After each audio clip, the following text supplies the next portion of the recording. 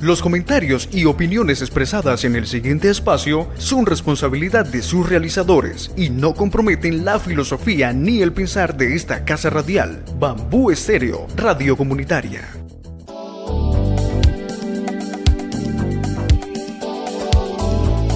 En vivo.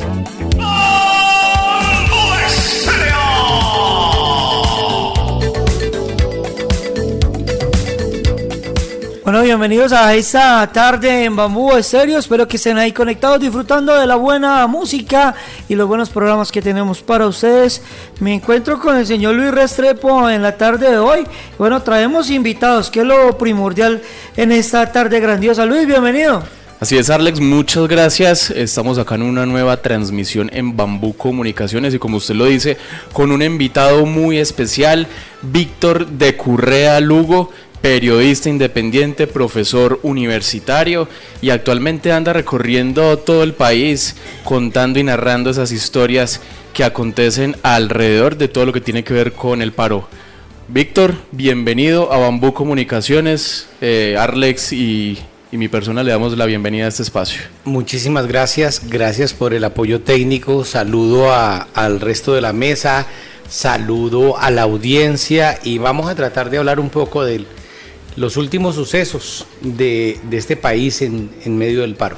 Así es, Víctor, y bueno, para las personas que nos están escuchando se preguntarán, bueno, ¿quién es Víctor de Currea Lugo? Seguramente lo habrán visto en redes sociales, en programas de televisión, en programas radiales. Cuéntenos, Víctor, antes de empezar de lleno con el tema que nos compete pues el día de hoy, ¿quién es usted y qué hace aquí en el departamento del Quindío? En estos días publiqué una crónica y empezaba diciendo: yo soy levantado y resentido. Y sí, yo soy un muchacho que nace en los sectores populares. Bueno, yo ya no tan muchacho, pero que crecí en Bosa, Palestina, un sector muy pobre en Bogotá. Logré hacerme médico en la Universidad Nacional de Colombia. He estado en acciones humanitarias y misiones humanitarias en diferentes partes del mundo, incluyendo Armenia. Armenia, estoy pensando en la ciudad donde estoy. De pronto Armenia país. No, iba a decir Birmania, curiosamente. Birmania, Etiopía, Somalia, Palestina, Sahara Occidental, Sudán, bueno, en fin, una serie de países, y a partir de esa dinámica, digamos, regreso a Colombia después de varios años y me continúo con un estudio sobre el conflicto armado colombiano. Desde ahí, desde la enseñanza de otras guerras, es que proyecté varios años de vida académica y además el trabajo periodístico como periodista independiente, aunque estuve vinculado al Espectador durante 7 años y ahora escribo desde mi propia página web, ahora artículos sobre el paro. Y esta tos, se acabé de almorzar, me quedó un arroz por ahí mal puesto, no es COVID, por favor, no me preocupen. Bueno, Víctor, sí, no, pues queríamos hacer primero la presentación de su persona, porque sabemos que usted es una persona reconocida en el sentido de que, ya como usted nos lo ha comentado, ha recorrido diversos conflictos armados en el mundo y ahora se encuentra recorriendo Colombia. Se encuentra ahora acá en el departamento del Quindío, viene después de un recorrido de varios territorios en el país. Y bueno, cuéntenos, usted llega al departamento del Quindío, antes de que hablemos pues ya de los temas más concretos. ¿Cómo ve al Quindío en el contexto del paro? ¿Cómo lo ve a comparación de otros tiempos? Ya con usted habíamos tenido la oportunidad de charlar un poco por allá en el 2019, cuando había compartido con nosotros en un espacio pues que existía hasta lamentablemente la pandemia, Casa Territorio de Paz, hablando un poco de cómo podíamos buscar como esas alternativas al conflicto armado en Colombia, pero teniendo en cuenta también su trayectoria en el conflicto armado en Medio Oriente. ¿Cómo ve el Quindío ahora que llega a estas tierras? Bueno, primero, pues cálido como siempre, ¿no? No hablo del clima, que comparado con Bogotá es fácil, sino la calidez de las personas. Yo creo que hay una cosa que es común a los sitios que he visitado del paro antes de llegar acá. Por supuesto, a Bogotá, donde estuve cubriendo marchas, bloqueos, sitios de concentración, conciertos, festivales, asambleas. Luego estuve en Cali, donde hubo todo el esfuerzo de Puerto Resistencia, de Puerto Madera, de del Puente de las Mil Luchas, estuve en Quibdó, estuve en Medellín en diferentes sitios, en Sopó, en Facatativá, estuve en Cartago con la gente de Primera Línea y ayer estuve viendo una muestra artística en Pereira. Bueno, y entonces llego acá y encuentro que hay muchas cosas compartidas. La primera es que quienes están al frente de las marchas ya no es el sindicalismo clásico. Con esto no estoy negando que el sindicalismo tiene una representatividad, sí, pero es una representatividad limitada a sus sectores. Lo que más me llama la atención es que hay una gran movilidad, sobre todo de desempleados. No es tampoco el movimiento estudiantil, fíjate, sino es el joven desempleado. La otra es cómo el barrio se constituye como un espacio de resistencia, eso que se va perdido cuando uno hacía, los papás de uno hacían el convite para echar la plancha y para sacar ahí la electricidad robada del acueducto, del poste de alumbrado público. Ahora se recupera un espacio político, ese espacio político donde nació la Junta de Acción Comunal, la defensa civil, todo eso, ahora reaparece en las ollas comunitarias, en los debates, en las asambleas, una cosa muy interesante. Lo tercero que uno ve es el símbolo de Primera Línea. Entonces en Medellín ve Primera Líneas profes, en Bogotá vi Primera Líneas mamás. Aquí esta mañana estuve hablando con la Primera Línea jurídica y me he hablado con muchachos de Primera Línea en Cartago, en Cali, en Facatativá. Es muy, muy interesante. Y las reivindicaciones son compartidas, las de aquí, igual que las que hay en el resto del país, en el sentido de, por un lado, de una injusticia social muy grande. De hecho, alguien me comentaba que durante el año pasado en Armenia aumentó la desigualdad. Es decir, dicho de otra manera, que los ricos son más ricos ahora. Entonces uno dice, ¿cómo es posible que en mitad de pandemia unos salgan más pobres y otros salgan más ricos? Eso es una cosa muy dolorosa. Entonces, la reivindicación frente a la pobreza, la inequidad, la injusticia económica y social, esa es una bandera grande. Y la segunda bandera que yo identifico que Armenia comparte con el resto de territorios es el problema de la represión, el problema de por ejemplo, me comentaba un muchacho, no sé si eso será cierto, pero me comentaba un muchacho de Primera Línea de acá que es la primera vez que viene el ESMAD, o sea, que el ESMAD no tiene tradición de estar aquí en Armenia, pero bueno, a lo que me refiero es a que hay un rechazo a nivel nacional de 6.402 falsos positivos, de un Estado represor, de un Estado que encarcela y que detiene de manera injusta, que reprime, que saca ojos, que mata gente, y eso es real. Ahí están los datos si alguien duda de mis palabras. Y en el caso particular de Armenia, pues encontrar todo el debate de Primera Línea, donde le duele a uno comprobar eso que uno no quiere comprobar, y es que las IAS, la Defensoría, la Procuraduría, la Fiscalía, parece que tuvieran una clara agenda política progubernamental y no que cumplieran con sus mandatos de Ministerio Público. Así es, Víctor, y bueno, entremos ahora sí en tema concreto, por eso lo tenemos acá de invitado a usted. Así como lo comentábamos desde un principio, usted ha venido recorriendo el territorio. Se piensa, o es el imaginario, o muchas personas todavía siguen manteniendo el pensamiento de que gran parte de la movilización empezó por un no contundente a la reforma tributaria, a la reforma a la salud, y muchas personas dicen, bueno, estas reformas ya se tumbaron, ¿por qué sigue la gente movilizándose en las calles? Pero ahora que usted nos comenta que ha estado recorriendo el territorio nacional, viendo realmente qué es lo que pasa en los pueblos, en las ciudades, en los barrios, ¿qué ha descubierto usted del por qué la gente continúa en las calles más allá de que estas reformas se hayan tumbado? Todos conocemos la historia del florero de Llorente. Imaginémonos por un momento que sale este señor y dice, sí, bueno, les presto el florero. No, mano, eso ya el florero era una excusa, era un detonante. Pero no es devolver el florero lo que resuelve el problema, es lo que hay detrás de eso. Entonces, ¿la reforma tributaria qué es? La reforma tributaria no solamente era la tercera en el gobierno de Duque, sino que era el símbolo de cómo le apretamos el cuello a la gente para que los ricos sigan ganando y los pobres sigan jodidos. Entonces, el símbolo es tan grande que se materializa en la reforma tributaria. Pero lo que hay detrás de eso Sí. no es la reforma tributaria, es toda una política de exclusión. En el caso de la salud, la gente le dice a uno, hombre, pero con la caída de la reforma a la salud, la ley 100 sigue igual. Sí, pero no está peor la gente.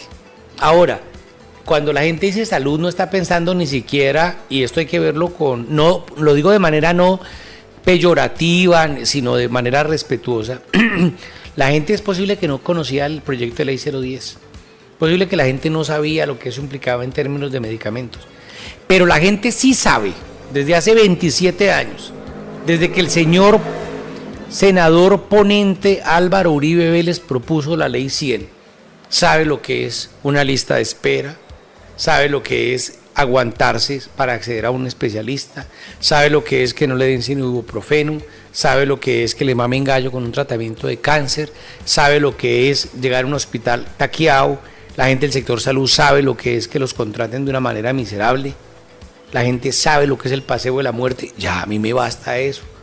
Es decir, uno no puede estar aquí, hermano, como si fuera un examen de derecho, decirle, bueno, dígame cuál es el artículo en el cual se regula. No, la gente no.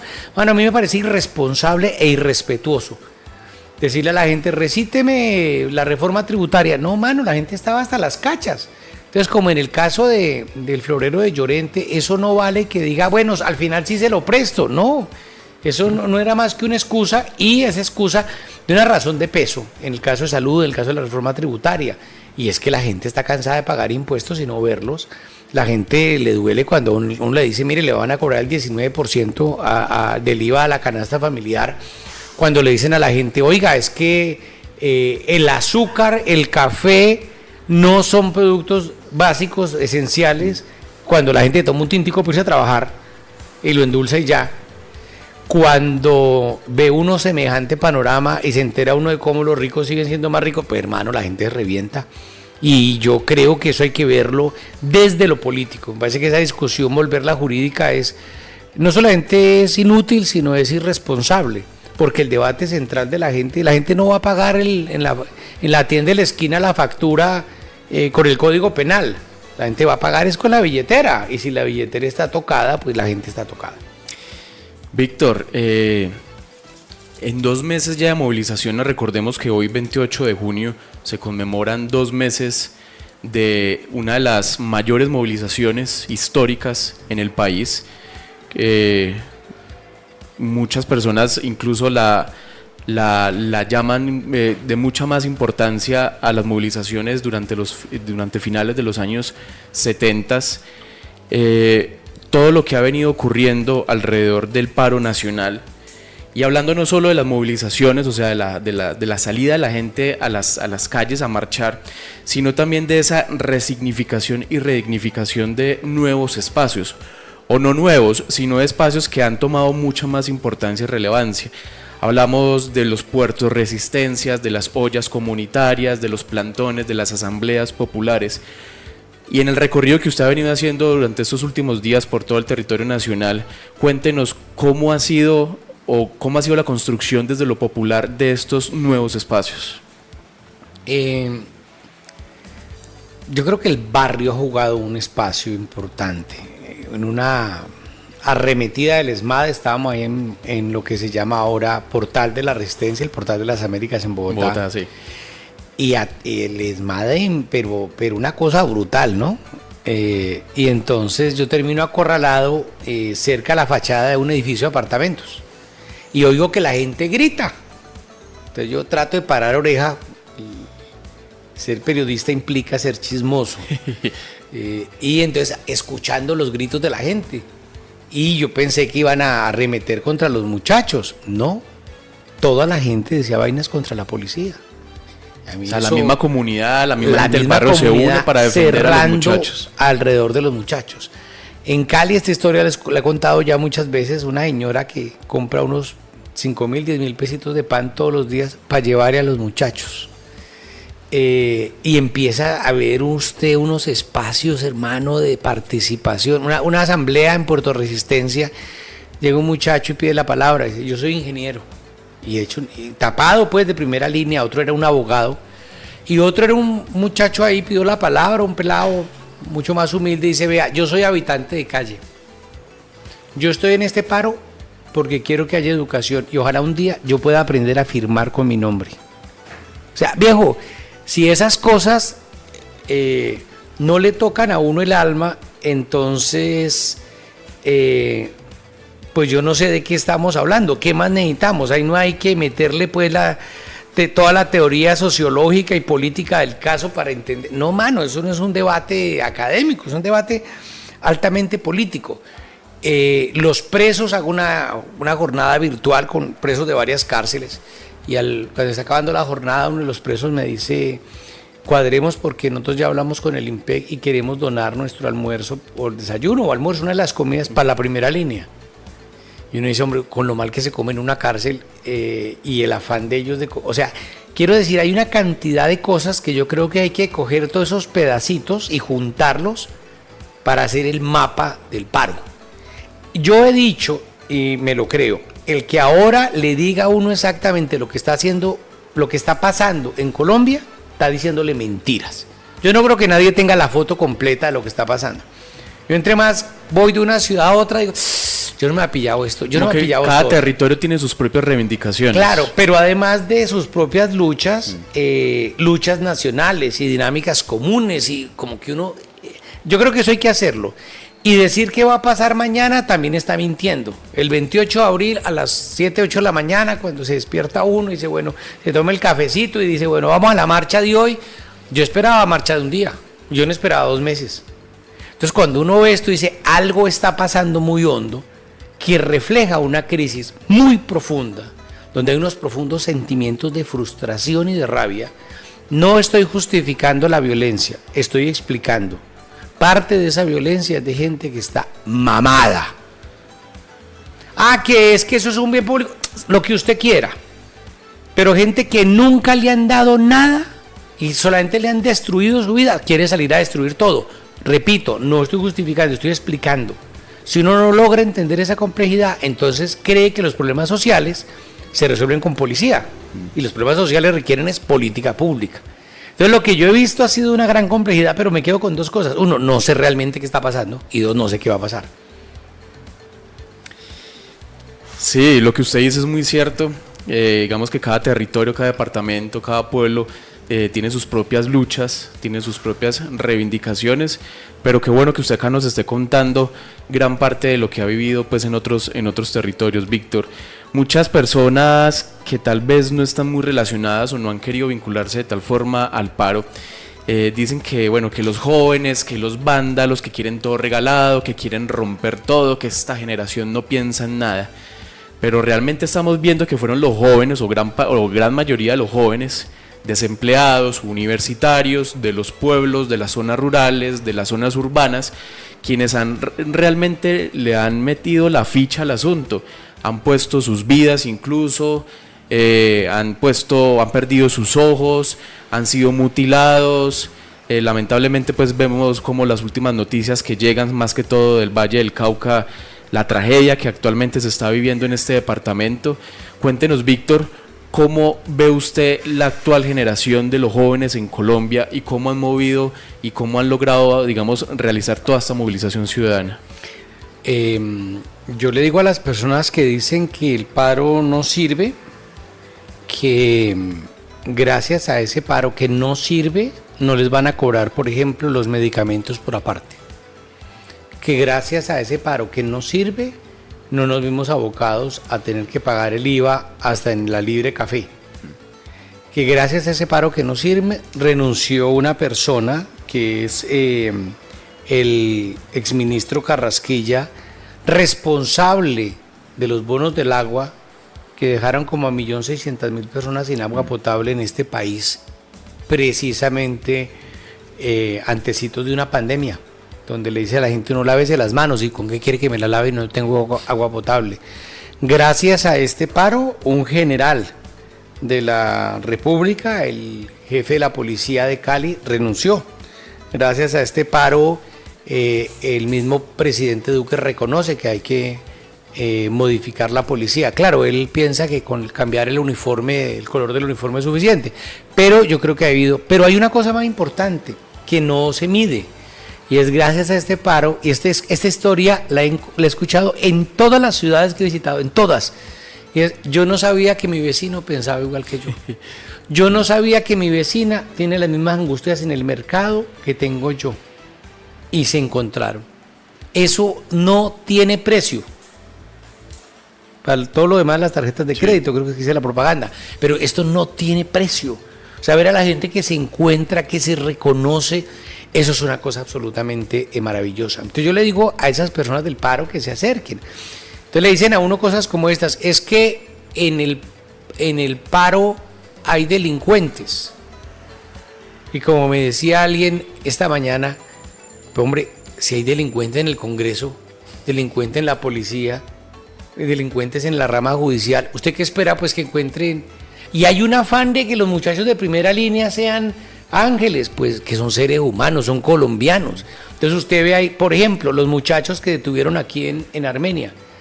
Uno, un muchacho becao, el otro es un camionero, el otro un estudiante, una ama de casa, un venezolano. Pues es que ese es el país que tenemos. ¿Qué quieren? Pues que detengan suizos. Entonces me parece que ese es el reflejo de lo que tenemos. A partir de esa realidad, yo creo que hay una preocupación también dentro de esa misma tónica, donde se confunde lo ético con lo estético, está el... No, es que hay que marchar de una manera adecuada. Mire, mano, yo trabajé en Arauca, viví en Catatumbo y me he movido por allá. Y la pregunta mía es, ¿cuándo a los campesinos les han parado bolas cuando protestan de manera adecuada, políticamente correcta?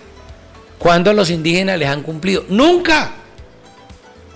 O sea, quien le enseña son las élites, le enseña a la gente. Usted va, bloquea, se emberraca y consigue algo. Por lo menos se desahoga. Ah, bueno, entonces, ¿qué quieren? La gente deporta así. Pero, a ver, con esto no estoy justificando ni llamando al bloqueo, estoy explicando un fenómeno, y es que la gente está mamada. Entonces la gente sale y dice, no, pues, que nos maten aquí.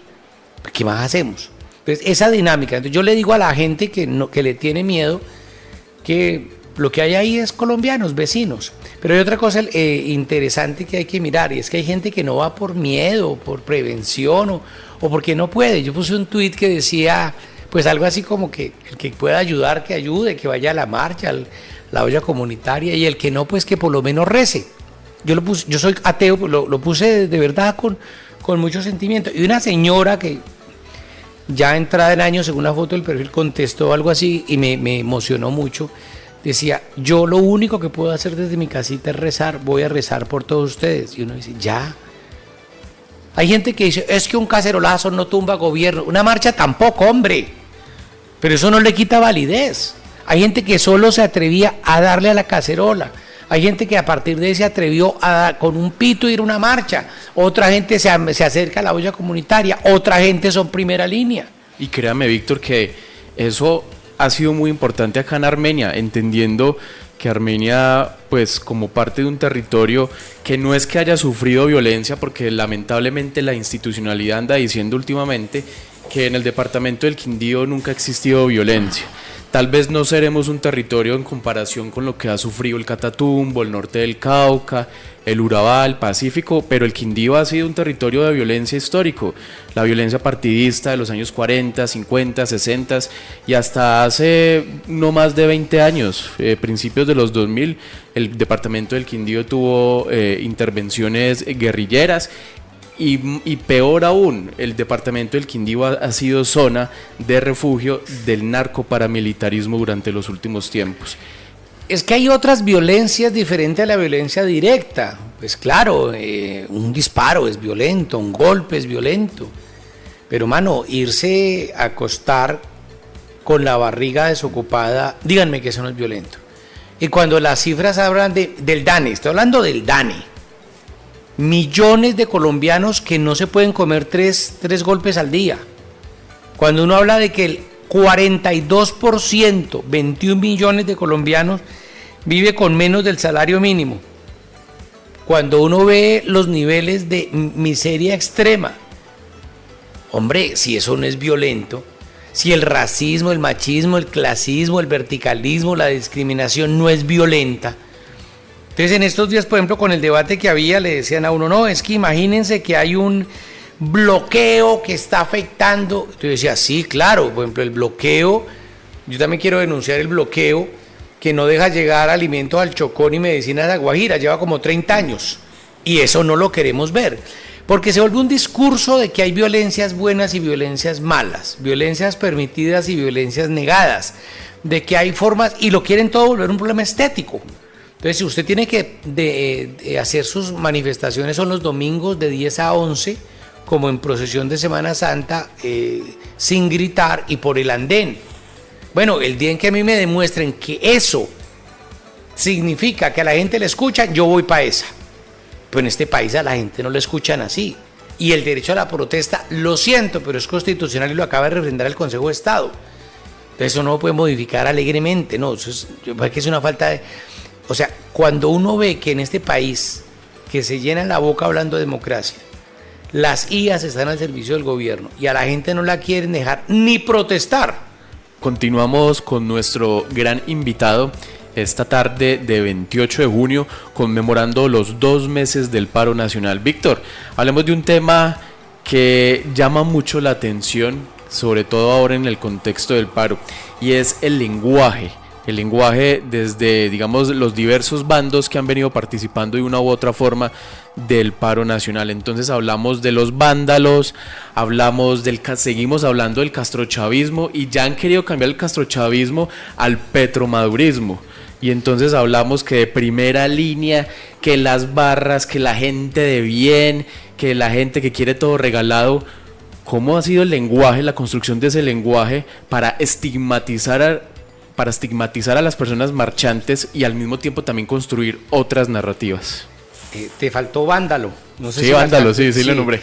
Sí la nombraste. Bueno, a mí me llama la atención que en las personas de Colombia somos muy dados al chiste y a la broma y a reescribir y al chisme al también, ¿no? Y al chisme y todas vainas. Y eso eso tiene su parte mágica y bonita, ¿no? Entonces, sí. La gente también, el humor está ahí casi que un humor de primera línea, pues.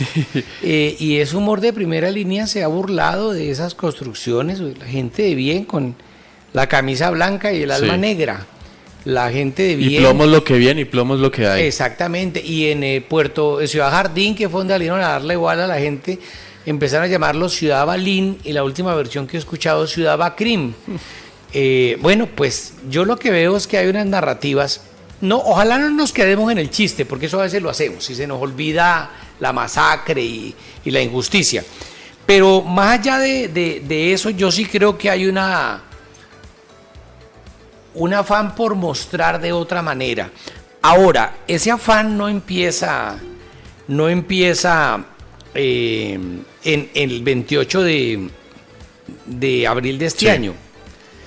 Creo que hay una cosa que se llama el orgullo indígena, y que se da en octubre del 2020 con la llegada de la minga a Bogotá. Y es que todo el mundo empezó a sacar el indio que lleva adentro. Lo de indio lo digo con mucho cariño. Algunas comunidades, recuerdo en Bolivia, decían no somos indígenas sino indios, porque se apropian de las palabras, así como la palabra moro, sí, que es despectiva, en Filipinas la adoptaron para reconsiderarla como algo positivo. Entonces lo digo para que nadie se me vaya a malinterpretar.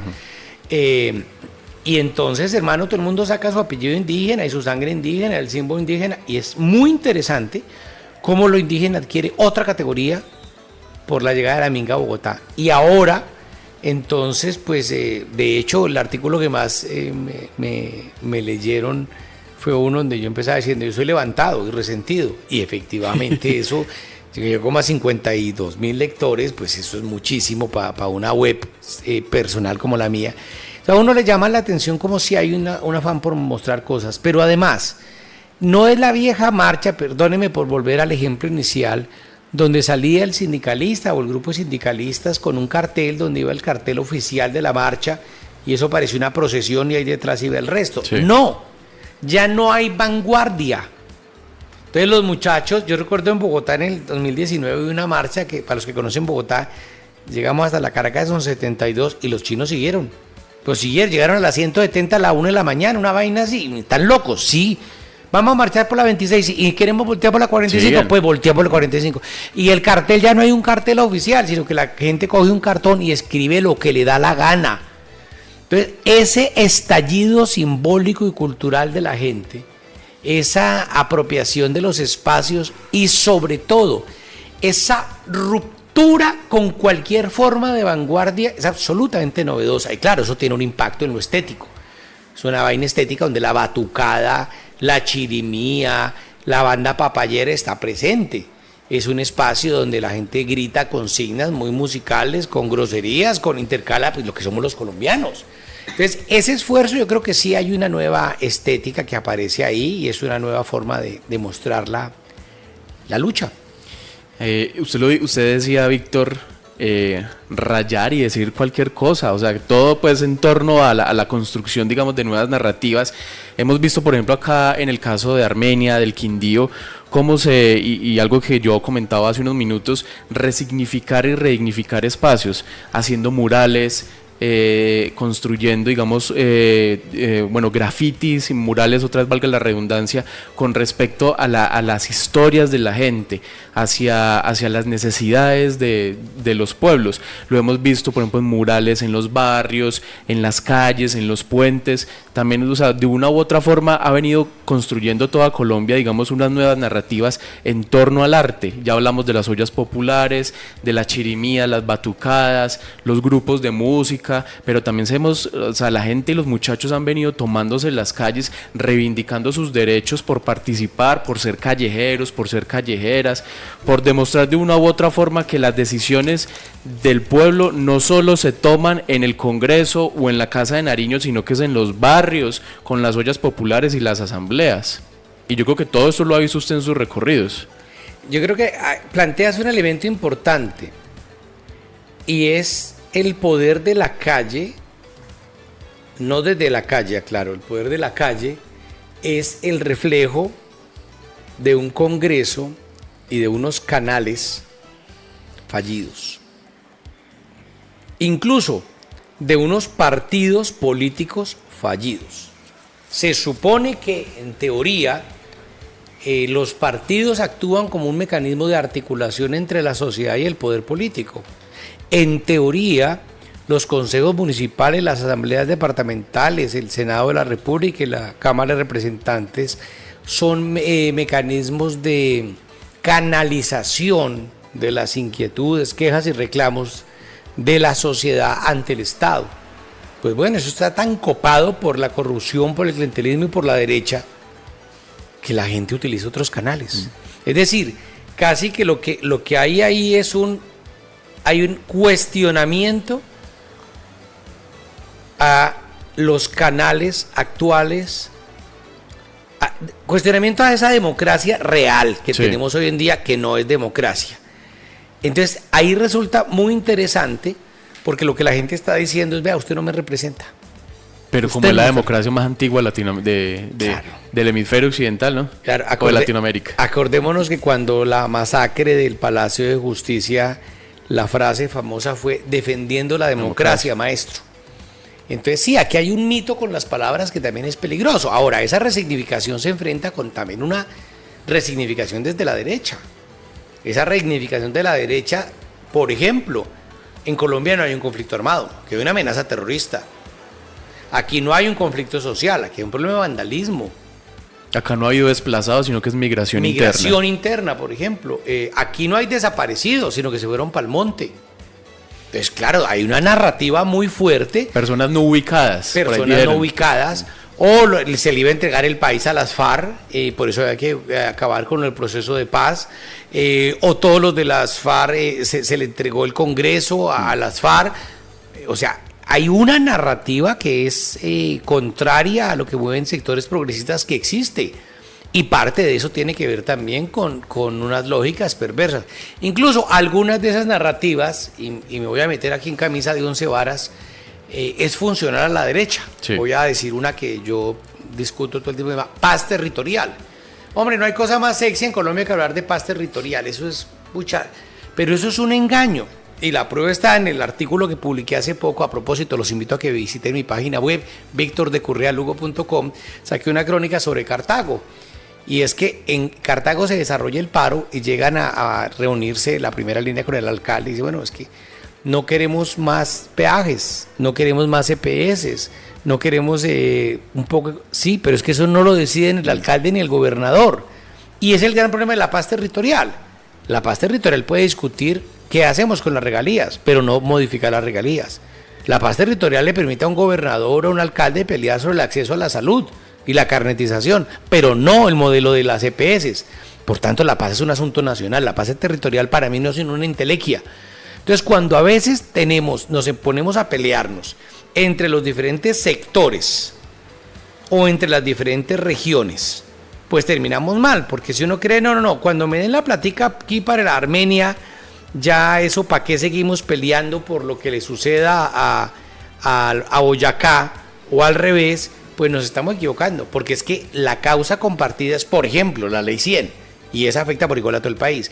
Pero también hay una trampa, y esto es mucho más complejo de plantearlo, no lo puedo desarrollar aquí como quisiera, así que no me condenen, y es cuando se hace el enfoque diferencial entre los indígenas por acá, las negritudes por allá, y esto también desune. Claro, yo no estoy negando que hay causas particulares, pero también hay cosas generales del país, como el modelo de impuestos, por ejemplo, que hay que tocarlo a nivel nacional. Entonces, en eso también uno observa como ciertos discursos. Lo que sí es cierto es que el país que se mueve políticamente, el país políticamente activo, no se siente representado en las instituciones que hay. Víctor, y hablando un poco más sobre ese lenguaje y esas narrativas nuevas que han venido construyendo este sector de derecha en Colombia, ¿qué me dice usted con respecto a que patrocinio del paro nacional por parte de Corea del Norte, Venezuela, Rusia, solo les falta decir, bueno, Irán, solo les falta decir que la Unión Soviética estaba vinculada? Pues sí, hombre, yo creo que hay una torpeza muy grande cuando hace... Ya no me acuerdo cuándo. No, sí hace como 2 meses, antes, ya había empezado el paro, o sea sí, que fue hace mes y medio. Tuvimos una muy interesante discusión con el señor Eduardo Rodríguez. Y el señor Eduardo Rodríguez saca un comunicado, pues saca ahí unos comentarios y saca unas afirmaciones absolutamente delicadas. Por ejemplo, el tipo dice: durante el gobierno del presidente Duque ha aumentado la paz. Durante el gobierno del presidente Duque ha disminuido la pobreza. Eso lo pueden ver en mi página. Yo le decía, señor, el grave problema es que si estuviéramos en Uzbekistán no hay problema. Pero aquí la gente abre la ventana, saca la cabeza y ya ve que eso es mentira. Entonces hay un afán por vender unas narrativas que no obedecen a la verdad. Y se me olvidó tu pregunta, me perdí. El tema así, esas mismas narrativas sí, tienen diciendo que Corea del Norte, que Rusia. Sí. Entonces, ¿por qué no dicen más bien que Colombia tiene más de un 50% de contratos del Ministerio de Defensa con Israel? ¿Por qué no dicen que el señor Yair Klein vino a entrenar eso? ¿Por qué no dicen que ahora Colombia produce los fusiles Galil con que matan palestinos en Gaza y en Cisjordania? ¿Por qué no dicen la plata que le da Estados Unidos a este país? ¿Por qué no dicen no recordamos de cómo niñas fueron violadas por Mariner dentro de Estados Unidos? ¿Por qué no recuerdan que Colombia afirmó que si un soldado comete un crimen en Colombia no será sometido ante la Corte Penal Internacional para hacerles el favor? ¿Por qué no dicen que los venezolanos que están llegando aquí, las mujeres, por ejemplo, en gestantes, tienen derecho al parto, pero no tienen derecho a una atención prenatal, a un control prenatal para disminuir los riesgos de su embarazo? Entonces, hay unas cosas de una doble moral donde se maneja un discurso. Entonces, a ver, si realmente ustedes creen que los muchachos de todo el país que están en la primera línea se han volcado porque Petro ordenó eso y Maduro mandó plata, pues les deben estar pagando un dineral. Mire, yo he visto gente de primera línea ofendida, pero tal vez el momento más ofensivo fue cuando Luis Ernesto Gómez facilitó que alguien en una reunión ahí en el portal de la Resistencia afirmara, Luis Ernesto Gómez, para los que no saben, el secretario de Gobierno de Bogotá, que a la gente le están pagando por protestar. Y lo voy a decir en términos coloquiales, se salieron de los chiros. ¿Quién le han dado plata aquí para eso? Sí. Ahora, ¿que hay gente que le han dado plata? Sí. Pero fíjense ustedes cómo hay un afán de generalizar. ¿Que hay un muchacho que fumó marihuana en el portal de la Resistencia? Sí, pues que en este país mucha gente fuma marihuana. De ahí a decir, los de primera línea todos son marihuaneros. O todos los que salen a marchar son marihuaneros. Pues muy jodido, pero cuando un soldado, por una orden de un coronel, desaparece una persona, la visten y luego aparece como falso positivo, ahí sí son manzanas podridas, así son casos aislados. Entonces les digo, hombre, fácil, utilicemos el mismo rasero, la misma ecuación y a partir de ahí hablamos. El problema grave está en que hay un discurso preelaborado. Entonces, con los uribistas yo he decidido ni siquiera discutir en las redes sociales, yo simplemente los bloqueo, porque uno le dice, hombre, hay un problema de pobreza creciente en Colombia. No, eso no es verdad. Ya no puedo discutir. Es decir, ahora que yo veo el reloj, faltan 10 para las 3 hora colombiana, estamos de día. Pero si alguien me dice que es de noche, pues es que esa discusión fanática no tiene ningún sentido. Ahora uno encuentra fanáticos en todo lado. En la izquierda también hay unos fanáticos y unas fanáticas que Virgen Santísima. Y eso que soy ateo y digo Virgen Santísima, del repelús que me produce. Yo creo que en eso hay que tener un pensamiento crítico. Sí. Si a mí un argumento de la derecha es contundente, hombre, yo le doy la razón. Pero es que no los veo. El debate político, el debate democrático, bienvenido. Pero sobre datos, no sobre generalizaciones, impresiones, prejuicios. O sea, ¿de verdad ustedes creen que Colombia es el paraíso terrenal y todo lo malo sucede porque Maduro dijo algo? De verdad que eso es no conocer el país. Sí, señor. Víctor, la importancia de una reforma contundente a la policía en Colombia. Total. Pero es que eso no es nuevo. En el año 1991, 92, yo no me acuerdo bien, hay un informe de la Personería de Bogotá. Hizo un informe sobre violencia y policía y tal. La conclusión a la que llegó fue dolorosa y curiosa. Decía, si se quiere disminuir la criminalidad en Bogotá, acuartelen a toda la policía. No lo dije yo, ni lo dijo Maduro, ni lo dijo Chávez, ni el Estado Islámico. Lo dijo la Personería de Bogotá. O sea, cuando un personero sale a decir, mire, esto está tan peligroso por culpa de la policía, que si ustedes la acuartelan y no sale a las calles la policía, ya disminuye el crimen, hombre. Y aquí se han hecho matices. Entonces a los sargentos y cabos ahora los llaman intendentes y comisarios. Y entonces el uniforme ahora se lo pueden poner le pueden poner uniforme rosado, lo que ustedes quieran. No es un debate de hacer cursos de derechos humanos, sino de que los apliquen. Ni siquiera es un problema de hacer la reforma a la policía, con que no maten civiles sería suficiente. Pero es que ellos gozan de una inmunidad y de una impunidad absoluta por parte del Estado. Ahorita mientras escuchábamos la canción de Junior Jane, estábamos viendo un video de otros abusos policiales en cómo tratan las personas civiles. Lo que uno sabe de derecho penal mínimo y en este caso a mujeres. A una mujer. Entonces, lo que uno ha aprendido del derecho penal, lo mínimo es que usted puede ser capturado o en delito o con orden judicial. Sí. Y aquí ya, primero, no hay orden judicial y segundo, nos inventamos el delito. El delito de la protesta, el delito de gritar en contra del Estado, el delito de la manifestación pacífica, el delito de la asamblea popular, no jodas. El delito de ser el enemigo interno todavía se sigue manteniendo no solo en la policía, sino en el ejército. Es que además hay un problema, la policía nuestra no es civil, ya sé que la Constitución lo dice, yo le digo la Constitución, pero en la práctica no lo es. La policía nuestra tiene formación marcial, utiliza técnicas marciales, utiliza armas de fuego de largo alcance, tienen helicópteros artillados, lanchas de combate. Eso es una policía paramilitar en el sentido de que funciona como una institución con apego a una dinámica y unas normas típicas y propias de los militares. Y los ejércitos no están para controlar, para cuidar la polis. Entonces, la policía lo que hay que hacer es volverla civil. Y frente a las medidas, de igual manera, las medidas policivas que se han dado son de una vergüenza tal que no permiten que ese asomo de democracia exista en Colombia. De antemano, muchas gracias por participar de este espacio en Bambú Comunicaciones y como un medio de comunicación comunitario, nos gustaría que usted nos pudiera regalar una última reflexión sobre el papel de los medios de comunicación y más ahora en contexto de paro, el papel de los medios de comunicación en relación a la defensa de los derechos humanos, a la construcción de memoria. Y pues bueno, Víctor, por favor, su reflexión sobre el tema de los medios de comunicación. El reto comunicacional es grande y se ha complejizado. Hace 20, 30 años pues teníamos 2 o 3 medios y se acabó.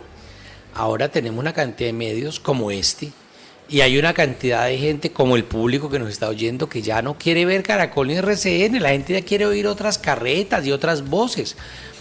Tenemos retos y desafíos y voy a mencionarlos no porque le estemos faltando a ellos, sino porque tenemos el deber de recordárnoslos.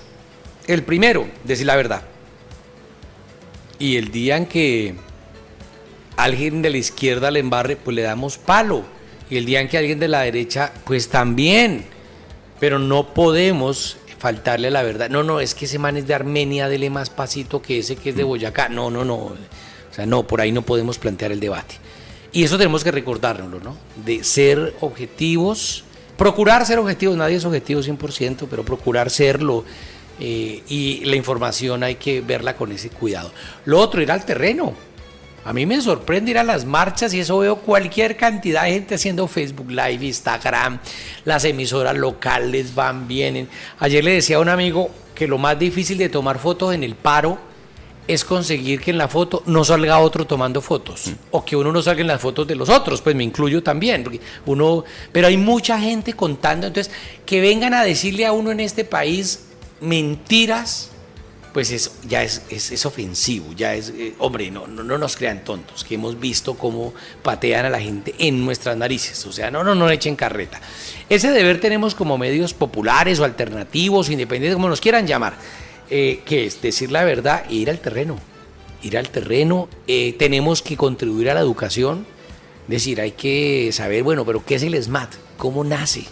¿Qué es la reforma tributaria? Bueno, hagámosle. Oye, y en salud, ¿por qué el sistema de salud falla? Venga, hagámosle. Y hay que diversificar las voces, eso es un deber que tenemos. Víctor, para cerrar, redes sociales, número de contacto, página web, todo lo que puedan para que la gente que nos está escuchando en estos momentos se pueda referenciar en todo el contexto de lo que ha venido hablando y contándonos durante esta hora. Bueno, mi página web se llama, como me llamo yo, Víctor D como si fuera casado, victordecurrealugo.com. Ahí está el grupo de Facebook donde publico cosas, está el Twitter mío, está mi canal de YouTube donde hay un curso de Oriente Medio totalmente gratis, 22 horas de curso. Recomendado, yo he tenido la oportunidad de leer varios libros suyos sobre Oriente Medio y sobre todo el conflicto árabe-israelí y muy interesante. Ahí está, entonces yo creo que hay que democratizar el conocimiento y ahí hay un email de contacto para los debates políticos y respetuosos para construir un país muy bonito. Bueno, Víctor, muchas gracias por asistir a Bambú Comunicaciones. Qué bueno es tenerlo por acá en el departamento del Quindío. Ya usted seguirá su recorrido próximo hacia otros territorios del país, comprendiendo y también dando a conocer todas las historias y las narrativas de la gente en contexto de paro. Arlex Parra, muchas gracias por el espacio.